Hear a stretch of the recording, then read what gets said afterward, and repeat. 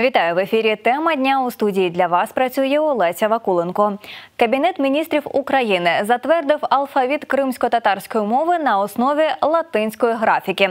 Таке рішення було ухвалене на засіданні уряду 22 вересня, повідомляють в Мінреінтеграції України. Алфавіт кримсько-татарської мови на основі латинської графіки складається з 31 букви. Зазначається, що він розроблений в процесі консультацій з меджлісом кримсько-татарського народу, фахівцями, сходознавцями, мовознавцями і філологами. Що це означає, чим зумовлено та чому цей крок був важливим, говоримо далі з нашими гостями. І першим долучаємо до обговорення Абібулу Сейд-Джеліля, асистента кафедри тюркології Київського національного університету імені Тараса Шевченка. Добрий вечір. Доброго вечора всім. І якщо говорити з такої філологічно-історичної точки зору, яким був шлях кримсько-татарської мови і чи це зумовлено повернення зараз до латинської графіки? Справа в тому, що за останні 80-90 років кримсько-татарське письмо реформувалося декілька разів. Ці реформи, як відомо, були продиктовані більш політичними міркуваннями, і вони привели до процесів советизації, скажімо так, асиміляції народів тодішнього СРСР. І можна сказати, що за цей період була кардинальна переорієнтація національної культури в цілому кримських татар, і, зокрема, в літературній мові. Все це не означає, що було бездумно або без участі кримських татар. Так чи інше це привело до розвитку в бік європейських традицій. Ми, відійшли від арабської писемності. Вона була замінена спочатку на латиницю, а потім в 38-му році, зрозуміло, завдяки, у лапках, скажімо так, вождю народів, всі тюркські мови були переведені, знову ж таки, за політичними міркуваннями на кирилічне письмо. Ось сьогодні вперше за всю історію розвитку кримсько-татарського письма нам випала нагода провести реформу графіки, виходячи не тільки з того, що змінились геополітичні умови, а вони дійсно кардинально змінюються зараз, а й з потреб оптимізації процесів розвитку кримсько-татарської мови. Це було зазначено ще в проєкті рішення на Всесвітньому конгресі кримських татар у 2010 році, а ще раніше, в 92-му, одразу після початку повернення кримських татар на свою батьківщину до Криму, в Сімферополі була проведена міжнародна конференція, присвячена проблемам переходу на латинську графіку. І нова абетка була розроблена і прийнята в вересні цього ж року, а в 97-му вже легітимізована Верховною Радою Криму. З цього часу засоби масової інформації почали активно користуватись новою графікою. В неї були свої за, проти. Однак цей процес, як до сьогодні, всі, в тому числі і вчені в Криму, констатували, що цей процес вже незворотній. Всі газети, телебачення на момент окупації, а на континентальній Україні вже після, користуються латиницею. Проблема полягає лише в тому, щоб впоратися з ситуацією з найменшими втратами для мови та її носіїв.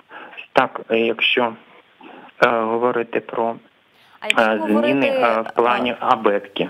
А якщо говорити з точки зору фонетики, з точки зору вимови, чи латиниця – це найкращий варіант для кримсько-татарської мови? Чи, можливо, те, що ви згадували, арабська писемність, яка була на самому початку? От з точки зору саме там, можливо, не політичних аспектів, а з точки зору саме фонетично самої мови? Зрозуміле питання. Дякую, до речі, і за це питання. Справа в тому, що дійсно арабська писемність займає дуже великий обсяг в історії розвитку, зокрема, нашої літературної мови, але за останні 100-150 років значить, у зв'язку з розвитком кримськотатарського народу, інтеграції в, скажімо так, європейське суспільство, ми потрохи втрачали і в зв'язку з тим, що ми розвиваємося як світський народ, так в мові втрачаються особливості, фонетичні особливості насамперед, арабізмів, фарсізмів. Ми відмовились всередині 20-х років, коли були ці всі реформи від більшості запозичень з тих мов. Так само і з фарсізмами було. Ми втрачаємо їх фонетичний облік, слова татаризуються. Скажімо так, вони приходять згідно з нашими нормами. І латинська графіка, яка близька більшості тюркських народів, і де мешкає більшість кримськотатарського народу у вигляді діаспор, це Туреччина, той же Узбекистан, Румунія, вони теж користуються латинською графікою і будуть ближче інформативно до свого народу. Крім того, сучасна латиниця відображає, в неї закладений морфологічний принцип, дуже важливий для нашої орфографії, і фонетичний принцип так само. Він не перший, а другий. Він теж відображає, правильно відображає звучання слова. Єдиний тут момент, ми не намагаємось зробити норми для класичної мови, яку неможливо виправити, яку ми не будемо реформувати і так далі. Ми живий народ, який може потім поступово його, скажімо так, прогресувати свої знання, реформувати подальшому. Якраз про нові знання хотілося поговорити. А як ця постанова вплине на вашу роботу і на навчання вже студентів, на навчання тих людей, які прийшли? Чи вони зараз вже будуть переходити на навчання латиницею, чи це буде поступовий процес, і ви зараз до нього готуєтеся? Справа в тому, що з 2014 року в університеті була відкрита спеціальність кримськотатарська мова. Я приєднався через 2 роки до цього процесу, і вже з 2014-го до мене дійшло, що, значить, з боку керівництва, що ми навчаємо студентів на основі латинської графіки, яка була розроблена в 90-х роках, і яка вже має свою систему і апробована, і адаптована до написання. Тому тут у нас тільки ми вітаємо нарешті те, що робили всі ці роки, і, значить, радіємо, тому що це не дарма, але наші студенти, по-перше, я хочу сказати, що графіка – це не вивчення всієї мови, це тільки частина. Це є і живе спілкування, комунікація, і якісь граматичні блок дисциплін і так далі. Мова – це трошечки більше, ніж абетка. Але вони паралельно, щоб знати, читати твори, які були видані, значить, кирилицею, знаються, скажімо так, на всіх варіантах графіки кримськотатарської мови, їм не було складно ані читати, ані записувати різними графіками матеріал. І те, що ми зараз відбувається з боку держави, підтримка, значить, уніфікації кримськотатарської мови, ми тільки вітаємо. Я б ось так відповів. Дякую дуже, що долучилися. Дякую, що роз'яснили з такої і історичної, і фонетичної точки зору. Я нагадаю, що у нас на зв'язку був асистент кафедри тюркології Київського національного університету імені Тараса Шевченка Абібула Сейд-Джеліль.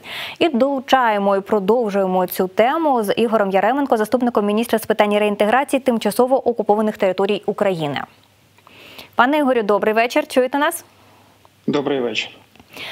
Ми тільки що поговорили там з історичної, з філологічної точки зору. А якщо говорити з більше там, напевно, адміністративної частини, що це рішення, ця постанова уряду означає, на що вона буде впливати?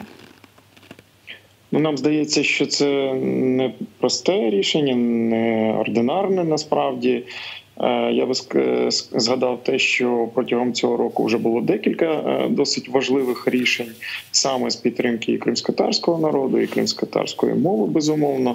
Варто згадати і закон, ухвалений про корінні народи. Також на початку року була ухвалена концепція розвитку кримськотатарської мови в умовах тієї загрози, яка на сьогоднішній день існує цій мові. І зараз ми працюємо над стратегією і планом реалізації цієї концепції. А незважаючи на те, що ухвалення абетки є одним з елементів, і дехто б сказав би, що це, скажімо так, один незначний крок, ми вважаємо, що це дуже серйозний крок вперед, враховуючи те, що 30 років ніхто його не робив. Ця абетка була розроблена спільно з і Меджлісом кримськотатарського народу, і спільно з науковцями, і вона була усіма підтримана, і мені здається, що ми навіть на даний момент не до кінця уявляємо наслідки ухвалення такого рішення. А як довго тривав процес підготовки і узгодження для того, щоб фінальний вже варіант був прийнятним для усіх, хто приймав участь в його формуванні? Ми почали працювати в цілому на треку підтримки мови, і, зокрема, звичайно, і абетки ще минулого року. Тобто це результат, річної роботи, так точно. Я маю на увазі вже в нашому міністерстві. Але варто зауважити, що ще Меджліс кримськотатарського народу в 91-93 роках вже ухвалював свої рішення з цього приводу, які були, в принципі, покладені в основу нашої вже безпосередньо роботи. Окрім того, ви згадували про концепцію розвитку мови, і в цій же статті, яка була на урядовому порталі про цю постанову, була ваша цитата про стратегію розвитку кримськотатарської мови на 22-32 рік. І ви казали, що на даний момент вже завершується робота над цією стратегією. Коли ви очікуєте, або коли буде презентація її? Я дуже сподіваюся, що наступного місяця, я не хочу зараз брати зобов'язання, тому що я знаю, як проходять рішення в уряді, я маю на увазі, іноді це досить складно йде через бюрократичні речі, але бюрократичний процес, він також потрібний, і водночас його іноді важко прогнозувати. Але я дуже сподіваюся, що наступного місяця ми вже зможемо повідомити гарну новину про те, що така стратегія буде ухвалена. Я правильно вас зрозуміла, що текст вже є, вже все розроблено, очікується тільки. А якщо тоді говорити про текст розроблено, чи можна робити якісь такі трошки анонси, про що там буде і що саме буде в цій стратегії? Тобто, якою буде кінцева її мета або якісь кроки до неї? Кінцева мета не є секретом. В 2019 році була ухвалена резолюція Генеральної асамблеї ООН на підтримку мов корінних народів на 10-річний період. Це той інструмент, який дозволяє підтримати мови, які знаходяться наразі під загрозою. І кримськотатарська мова була визначена однією з таких мов. І саме на виконання наших зобов'язань ще від 2019 року нами велась робота по розробці спочатку концепції, а наразі вже стратегії і плану її реалізації. А якщо говорити про можливі курси і підручники, які можуть бути розроблені в період цієї стратегії, вони вже будуть латиницею, як це прийнято, або кирилицею? Бо в постанові зазначено, що освітній процес кримськотатарської мови буде переведений на використання латинської графіки до 1 вересня 2025 року. Дійсно, ці елементи, які ви назвали, і підручники, зокрема, і словники, розробка, ми дивимося, звичайно, в майбутнє. Якщо ми говоримо про те, що до 1 вересня 2025 року увесь процес має бути переведений на латинську, вже латиницю, це не означає, що, скажімо так, це все станеться саме в той день. Тобто це поступовий процес, він багатовимірний, і переведення буде відбуватися етапно, я би сказав так. Тобто не потрібно думати, що 5 років нічого не робитиметься. А відтак, я думаю, що логічно, коли вже підручники, коли ті ж самі словники починають розроблятися латиницею. І також, якщо говорити вже про подальші кроки, сказали про стратегію, сказали про концепцію, чи є якісь цілі, можливо, або довгострокові, або короткострокові, яке зараз Мінреінтеграції ставить перед собою в контексті кримсько-татарської мови, або, можливо, саме про кримсько-татарську, можливо, освіту, історію або інші? Ну, на даний момент, звичайно, стратегія і план її реалізації фактично це наша основна ціль. А далі ми вже будемо, ну, скажімо так, зараз ми працюємо над тим, щоб цей документ був ухвалений, а далі наша основна ціль – це вже безпосередня реалізація. На жаль, не завжди ті документи, які ухвалені, вони успішно реалізовуються. Тому, да, 2 цілі – ухвалення і вже реалізація безпосередньо. Будемо слідкувати і за реалізацією. Дякую дуже, що долучилися. Я нагадаю, що у нас на зв'язку був Ігор Яременко, заступник міністра з питань реінтеграції тимчасово окупованих територій України. І ще в 2015 році лідер кримських татар Мустафа Джемілєв, який тоді займав пост уповноваженого президента України у справах кримських татар, просив Мінкульт України впровадити кримсько-татарську писемність на латиниці. Давайте послухаємо, що він казав тоді. Історично склалося, що грамотність кримсько-татарської мови зазнала кілька етапів реформування, і найбільш болючим стало переведення її на кирилицю за часів СРСР. З огляду на фонетичну структуру кримсько-татарської мови, фахівцями неодноразово піднімалося питання про необхідність переходу кримсько-татарської мови на латинську графіку. І продовжимо цю тему з нашою наступною гостею. У нас на зв'язку Гаяна Юксель, членкиня Меджлісу кримсько-татарського народу. Добрий вечір. Добрий вечір. А Меджліс кримсько-татарського народу, як він сприйняв вже фінальну постанову уряду? Ігор Яременко сказав, що сама розробка і підготовка тривала десь рік. Наскільки Меджліс задоволений цим фінальним вже її варіантом? Ну, ви знаєте, задоволені, тому що насправді ми брали участь в розробці і долучалися до всіх обговорень. Ви знаєте, що концепція розроблялися дуже відкрито, були оголошені такі публічні обговорення цієї програми, концепції спочатку, потім стратегії програми розвитку та збереження кримсько-татарської мови. Тому, в принципі, те, що ми очікували, там ще є один дуже такий цікавий момент, він стосується безпосередньо кримських татар, це абетка. Абетка і кількість букв в цій абетці.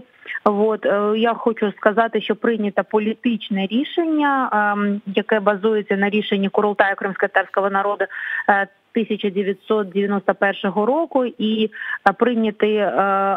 прийнята абетка, там 31 буква, як і було в 90-х роках. Тому що були різні думки, різні обговорення, позиції, погляди науковців, пропонували реформу абетки, але ми повернулися до того варіанту, який був прийнятий в 91-му році, і це таке політичне рішення, яке було прийнято тут, і зараз вже затверджена писемність абетка саме в латинській графіці.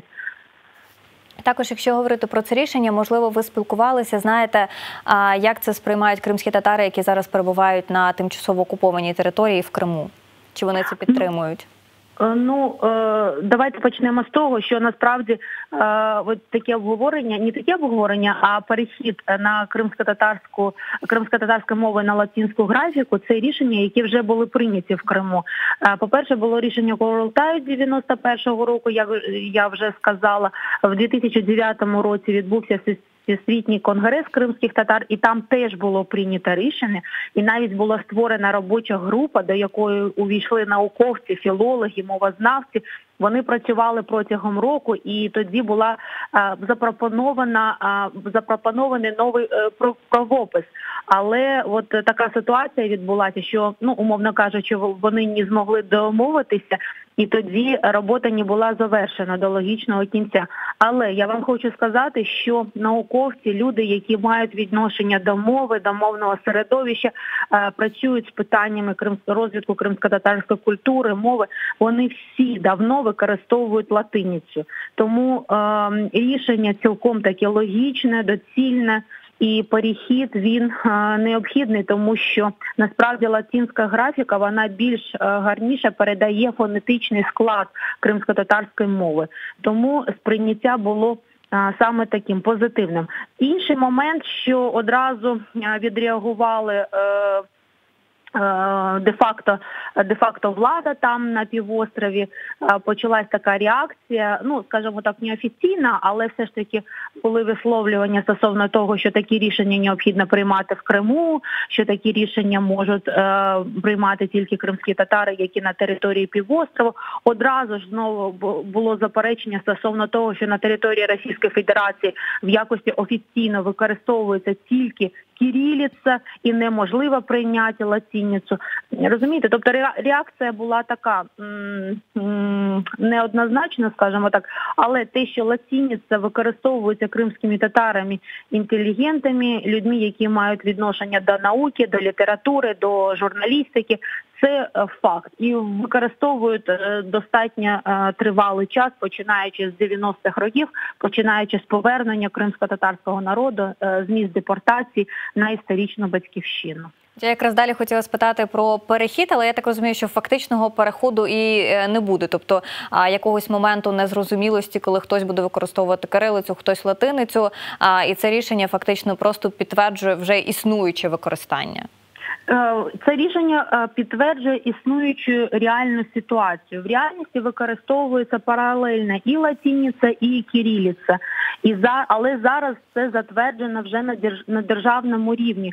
Тобто можливість друку підручників, монографій, друку дослідницької літератури на латиниці – це вже можливо, спираючись на чинне законодавство України. До цього це була ініціатива окремих науковців, окремих наукових центрів. Вони були створені на базі Таврійського національного університету і на базі Кримського інженерно-педагогічного університету. Це були окремі ініціативи. А зараз це буде цілком відповідати чинному законодавству, і можна звертатися до держави і просити ініціювати програми з розвитку кримсько-татарської писемності на латиниці. Тобто друкувати книги, монографії, замовляти дослідження. Це вже перейшло в інший, скажімо так, вимір, спираючись на чинне законодавство. І от окрім того, Олексій Резніков в коментарі на урядовому порталі зазначив наступне. Він сказав, що відтепер кримсько-татарська мова буде розвиватися у більшій гармонії з іншими тюркськими мовами, які після 91-го року перейшли або зараз переходять на латинську абетку. І важливо, що це створює додаткові можливості для України щодо взаємодії з тюркськими країнами, серед яких є наші стратегічні партнери. Навіть на побутовому рівні кожен українець, який володітиме азами кримсько-татарської мови, почуватиметься більш впевнено під час подорожі чи ділових контактів у тій же Туреччині, Азербайджані, Казахстані чи Узбекистані. Наскільки ви погоджуєтеся з такою позицією та із таким, що тобто це не тільки для кримських татар, а ще і для українців, які будуть вивчати, може якось сприяти, в тому числі на побутовому рівні? Цілком погоджуюсь. Ця теза, ця думка, позиція теж обговорювалася. Вона закріплена в концепції, вона закріплена в стратегії, яка є документом до концепції, такою дорожньою картою.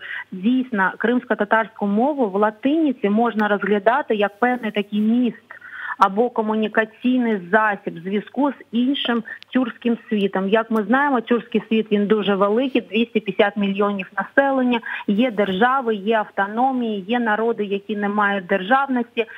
Більша частка представників тюркського світу використовує латиницю. Наприклад, така потужна держава, як Туреччина, Азербайджан, деякі країни Середньої Азії, тюркські країни теж перейшли на латиницю, зокрема Узбекистан.